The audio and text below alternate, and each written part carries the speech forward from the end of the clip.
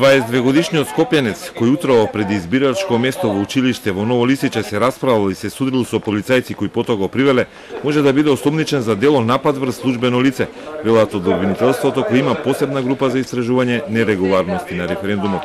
Истото лице има нападнато тројца припадници на полицијата.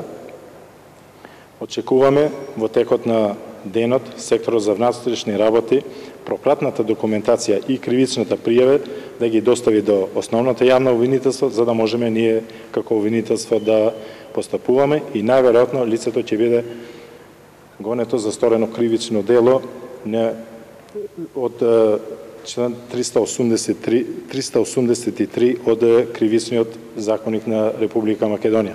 Ова е најсериозниот инцидент кој препладнево и во текот на референдумскиот ден се случил во близина или на избирачките места.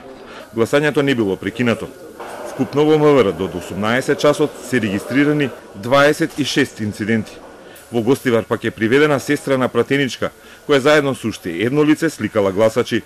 Имаме еден случај во Гостивар, каде што имаме неовластено фотографирање пред избирачкото место. Две лица се приведени во врска со овој настан и се работи на расчистување на случајот. Најмногу од нерегуларности отпаѓаат на навредување на избирачи, нивно фотографирање и нелегално снимање. Вкупно 15 вакви инциденти се пријавени во МВР. 6 случаи се кога гласачи го фотографирале или скинале ливчето. Жена во општина Центар за снимање користела пенкало со вградена камера. Во Грчец, поради недостиг на ливчење, гласањето било прекинато 40 на минути.